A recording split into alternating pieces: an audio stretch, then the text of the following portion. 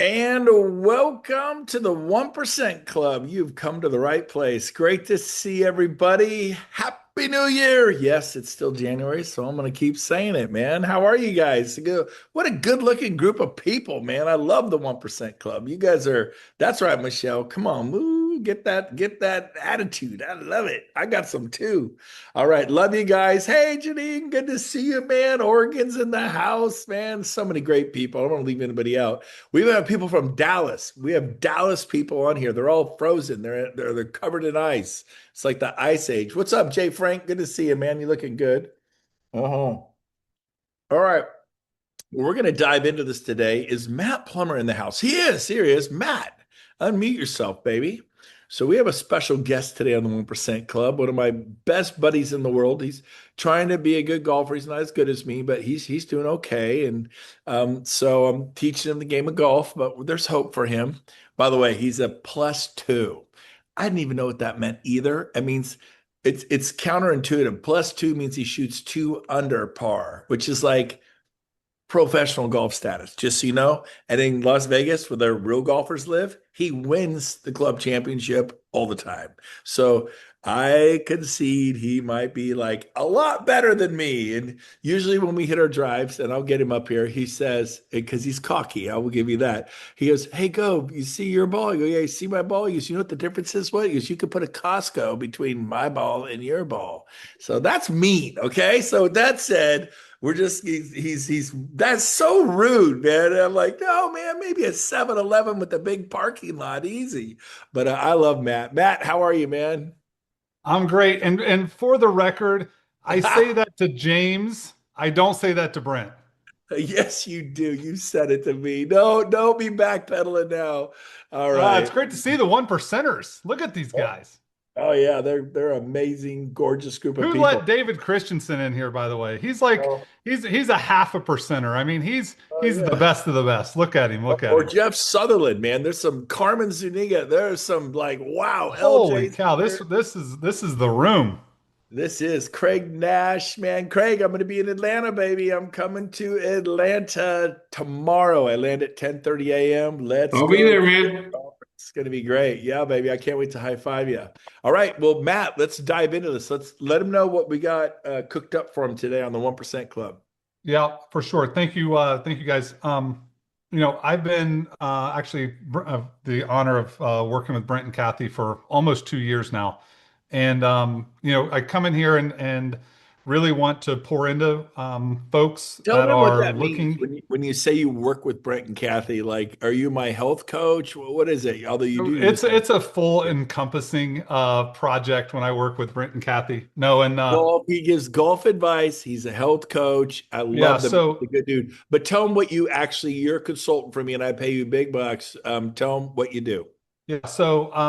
over the past couple of years, Brent has brought me into his organization, all of Gove Enterprises, and then also inside of Brent and Kathy's world, personally and financially, to help them map out the ways that they're going to have their, next exit. The first exit was real estate, that was EXP, and now as EXP revenue share has grown, like what's the next exit, and how can we keep leaving the breadcrumbs and pour into other people through business and personal finances. And that's truly is my superpower, is helping real estate agents and operators build a healthy relationship between business and personal finances that allows them to create stress-free wealth, right? Empower them to build relationships with money with their significant others so that they can confidently go and build stress-free wealth. And so Brent was kind enough to invite me into the 1% Club to not only share a couple of things that I see the high-level real estate agent operators and producers doing, number one, some of the blind spots that people do have when they come to me. The real estate industry can get a little rocky sometimes, and if our activities are rocky or inconsistent, generally that will lead to cash flow. And I want you guys to write this down. Cash flow follows your calendar, right? Ooh. Cash flow follows your calendar. So Time uh, out. I've never heard that one before you say one more word. Everybody go to view, go pull, do the drop down view on view and then go to speaker. I want you to really focus on Matthew and not look at 30 other squares. So please go to view, hit speaker. I really need you to hear me saying it's not how much money you make, it's how you spend what you make in your relationship with money and being smart and having wisdom. I apologize, Matt. Back to you.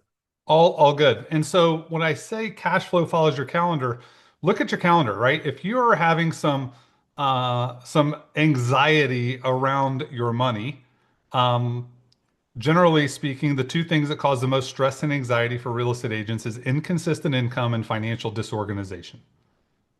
And I say that with kind and I say that with love. And what that generally means is chances are if we have an inconsistent income that generally is because of inconsistent activity or the velocity of our activity is not up to the standards that require us to make the amount of money we want to make. And so here in the 1% club, we want to always be, doing what we have to do, what is required to go make the money for ourselves, make the money for our business, and obviously lead that into the other people that we're trying to either grow, whether it's our family or our organizations.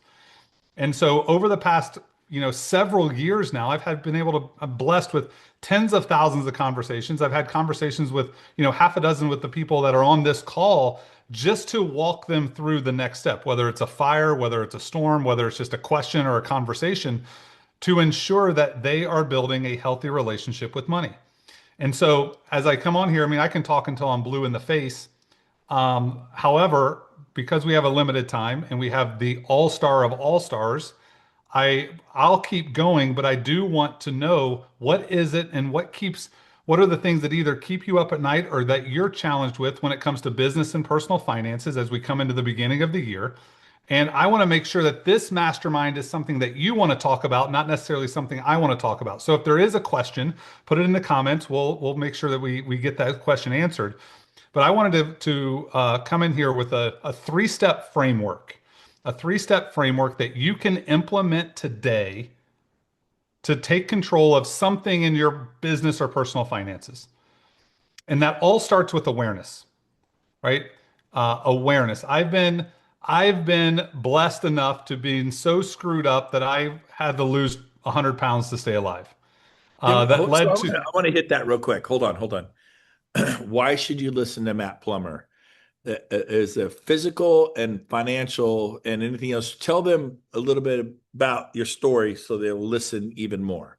So as I was saying, and a lot of some of you know this, about 10 years ago, I mean it's actually even longer than that, 12, 13 years ago, I was on the couch with my wife that we'd been married about 6 to 12 months, and I was 300 pounds, alcoholic, addictive sports gambler, smoking 2 packs of cigarettes a day, a $500,000 in debt a decade ago, and went on a journey that started with a physical transformation that led to, hey, I will need to stop drinking. That led to I need to stop gambling. That led to entrepreneurship. That led to uncovering that we were $500,000 in debt. Saved my marriage. Accepted Jesus. Got in the crazy world of real estate because real estate. I knew I needed to make more money because I mean, real estate's the easiest job on the planet, and real estate agents make a pile of money doing nothing. So I was like, that's what I'll go do. Little did I know what was included in the world of real estate. But after I was having my first real estate transaction, 90 to 120 days into, what's up? I see you there. Uh-huh. I was asking real estate agents just like you in the market center that I was in, what do you do with your next $10,000 check? What do you do with your next $10,000 check? I did not know what to do with business money, but I knew what to do with personal money. And I didn't hear hire a coach, join the 1% club, create a marketing system, buy rental real estate, do all of the things that we know to do. I heard pay last year's taxes and next month's car note. That's what I heard in a room of one percenters a decade ago. And I immediately knew that the real estate agent was going to be my client no longer than the buyer. The buyer and seller was no longer my client.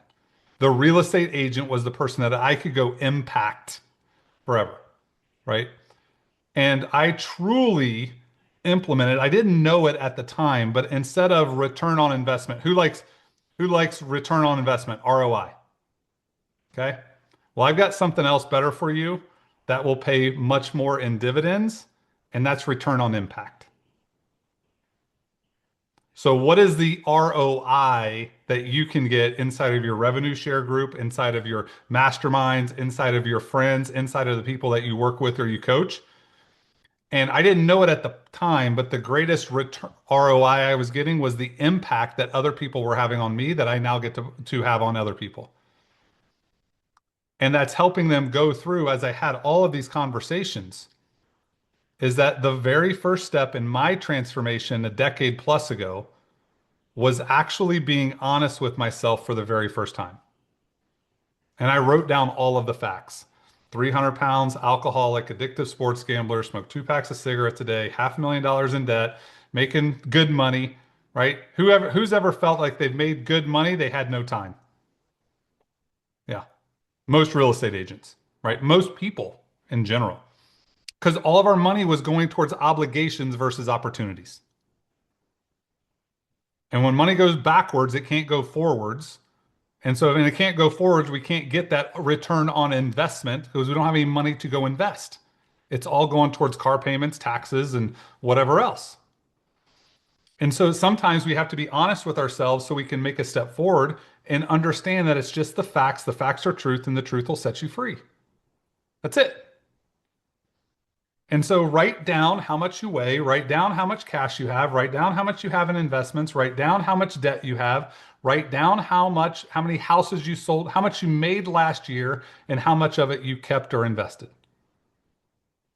And then do not cast shame, blame, or guilt. It's just the facts, and the facts are truth, and the truth will set you free. But here's what I also know. If you don't own it, you can't change it. You have to own it. Own your stuff.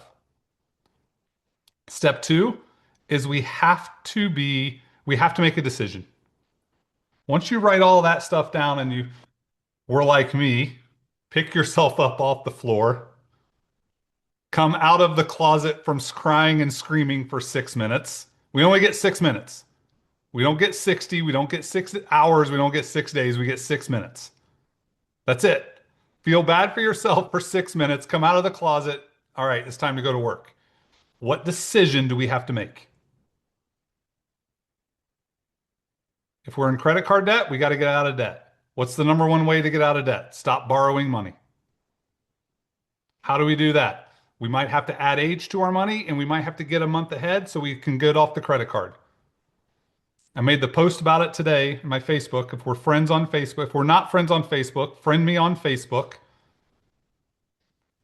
But sometimes the only way to get ahead and to become financially sober, the only way is we've got to get off the bottle and we've got to get off the needle.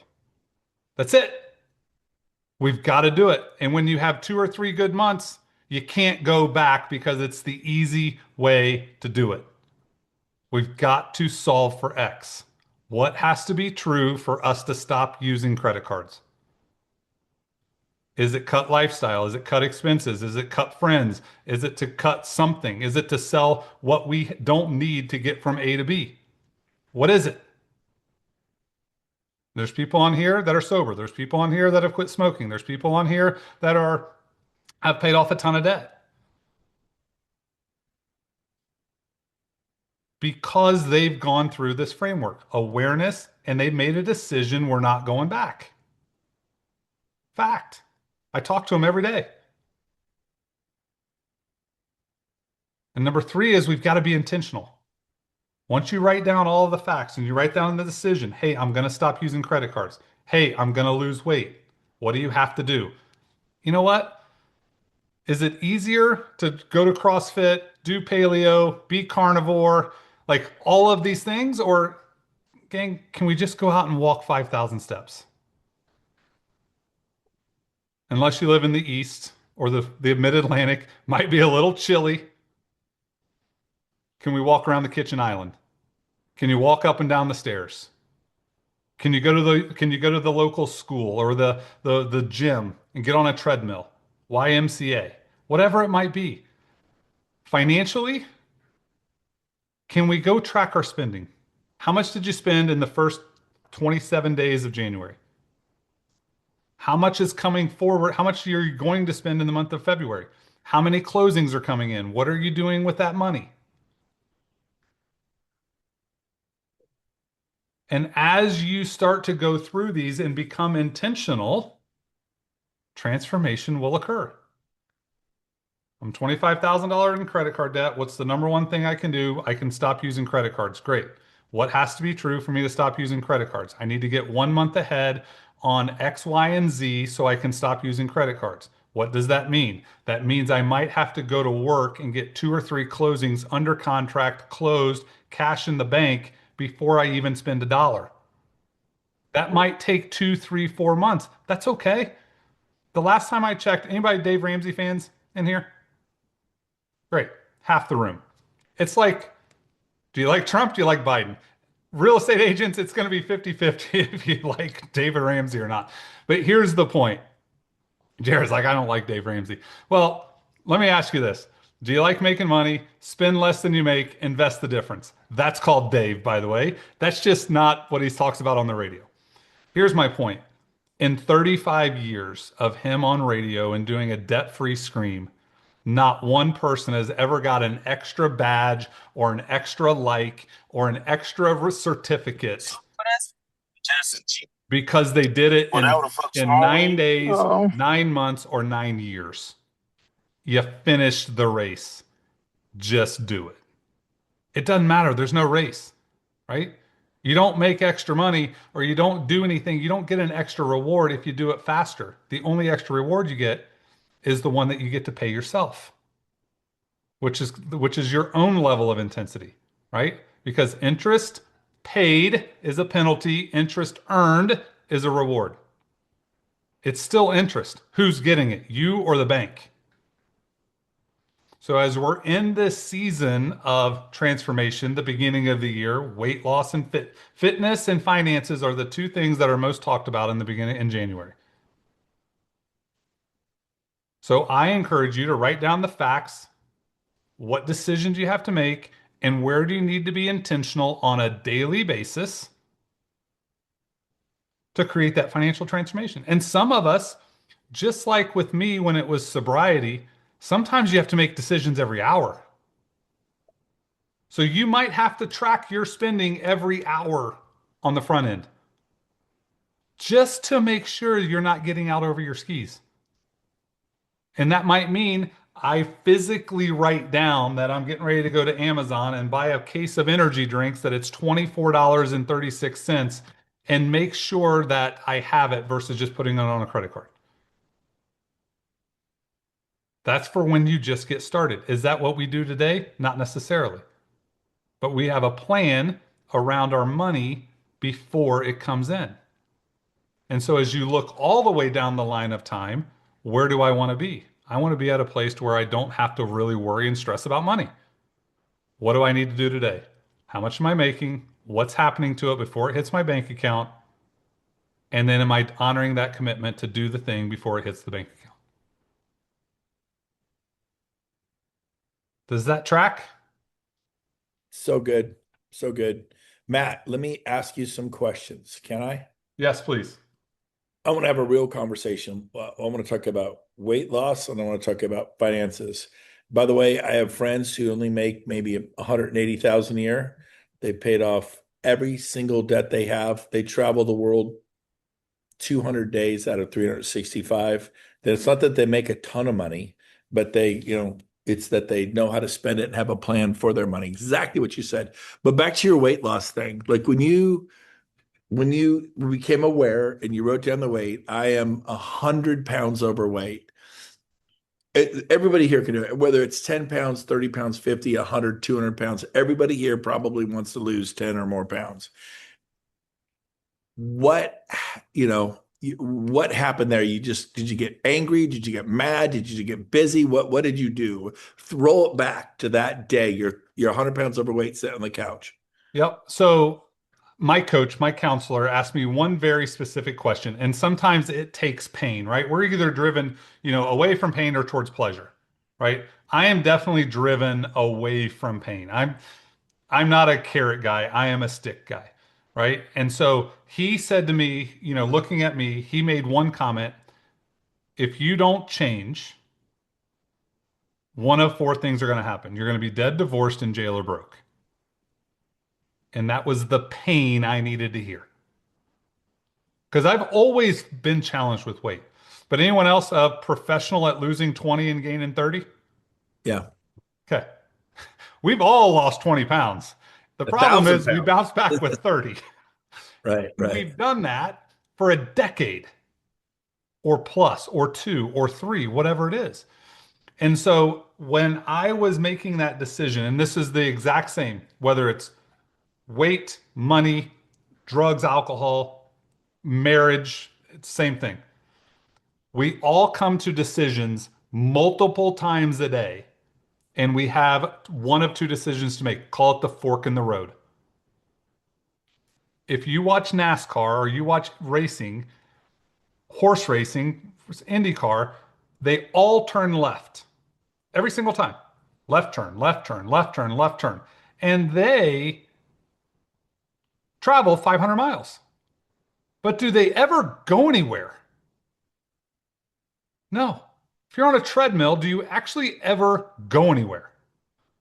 You might get the steps in, but do you actually ever move? No, they always end up at the start finish line. So I use that analogy of like when I'm at the Y, I've always gone left for 30 years. I'm going to start making right hand turns. Let's go.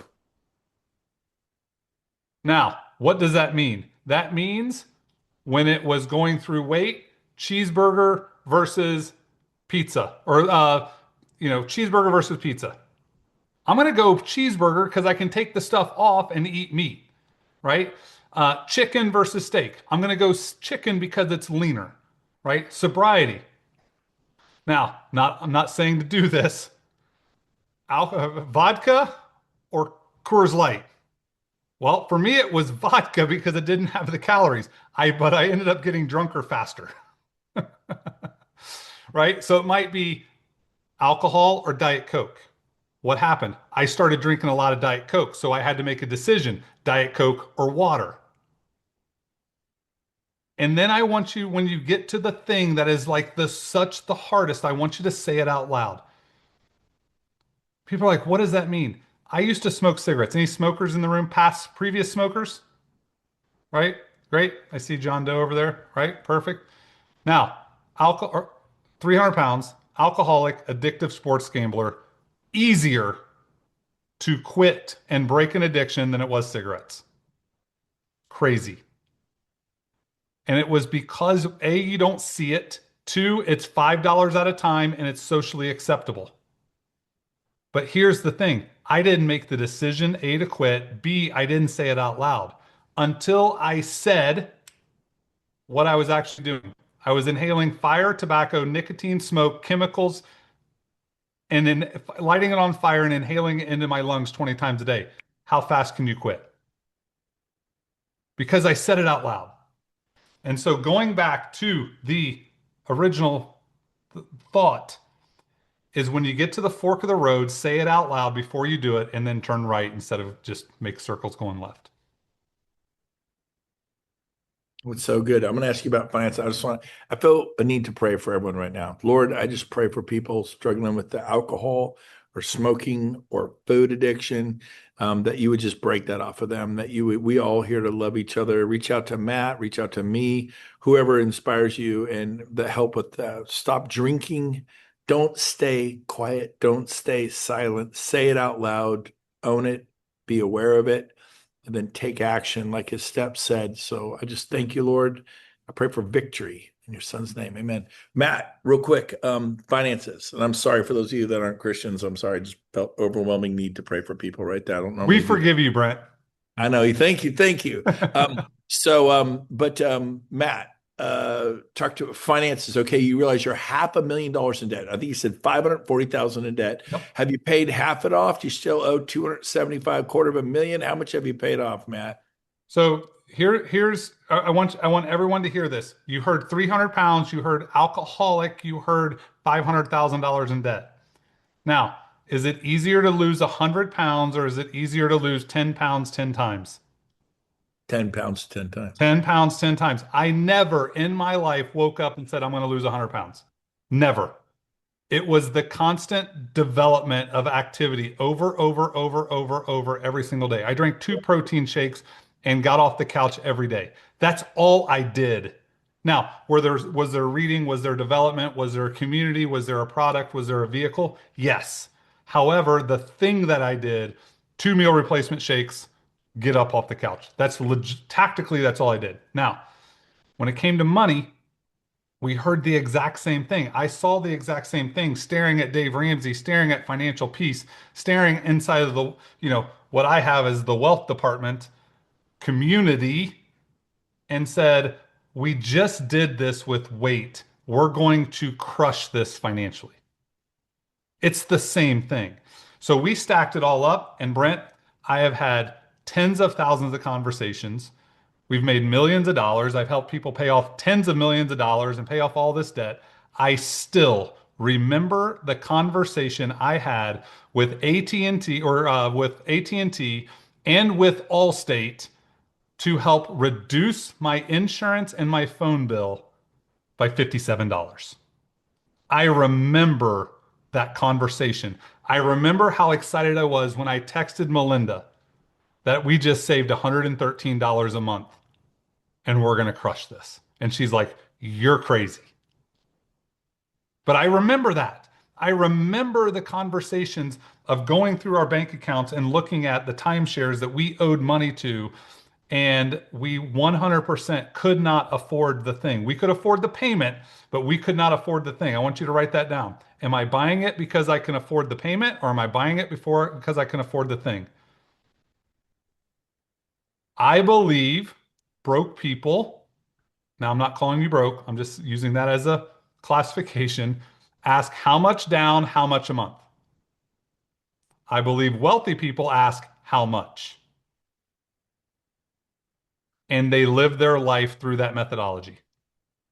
And so I realized that I was spent 25 to 30 years of my adult life asking how much down, how much a month.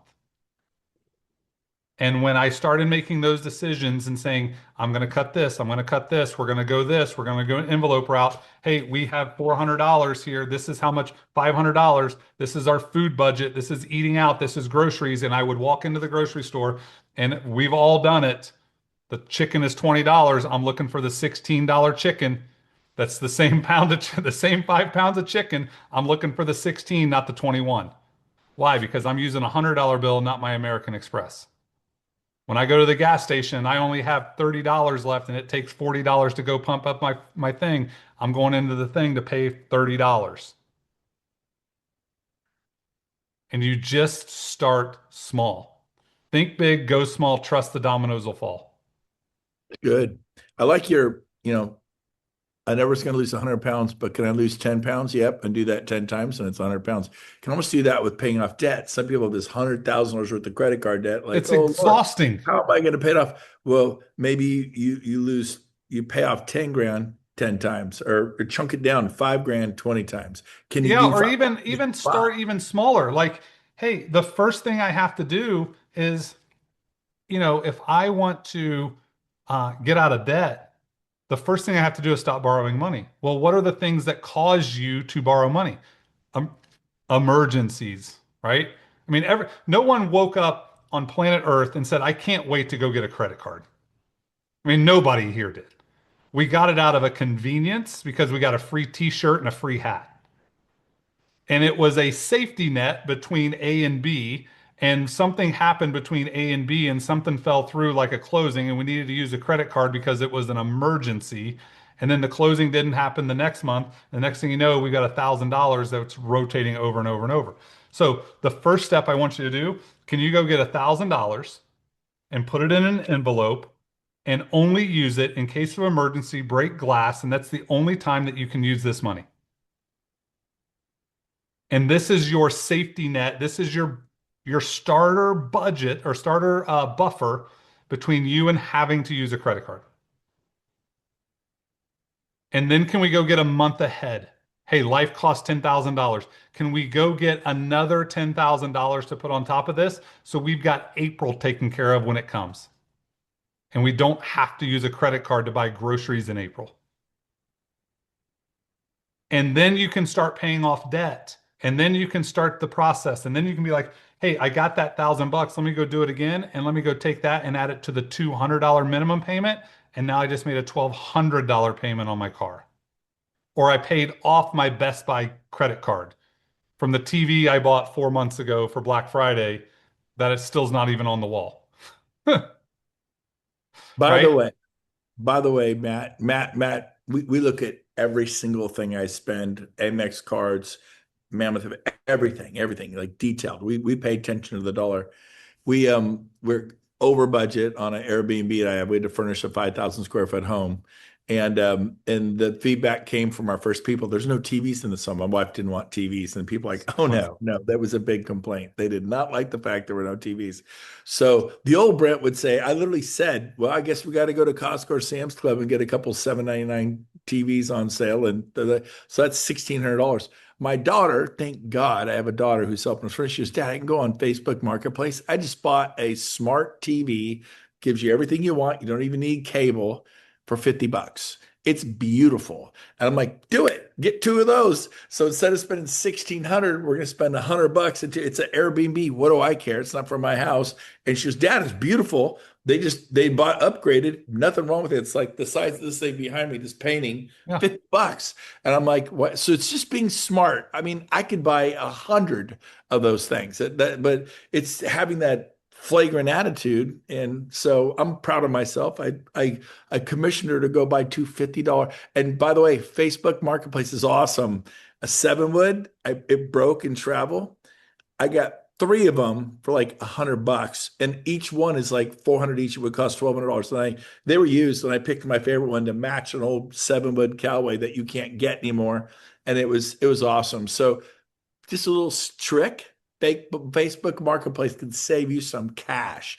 I do it, and I got it to spend. But enough said. Keep And going, here's Matt. another thing on that, Brent.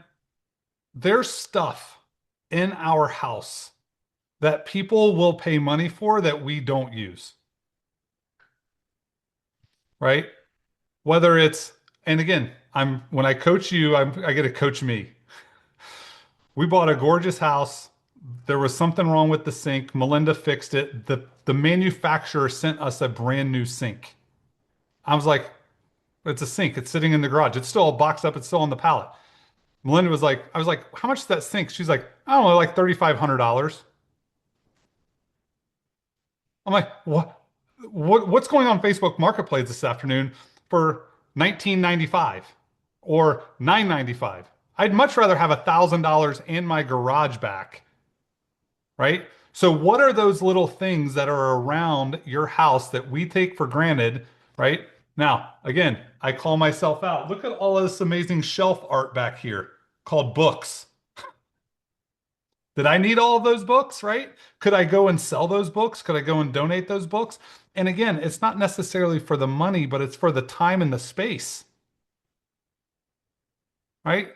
Again, I have a couple of posts out here. The Minimalist podcast does a great job talking about this kind of stuff, but like these obligations we have are forcing us to go sell real estate, are forcing you to take the listing you don't want to take, are forcing you with the buyer that you don't want to drive around town.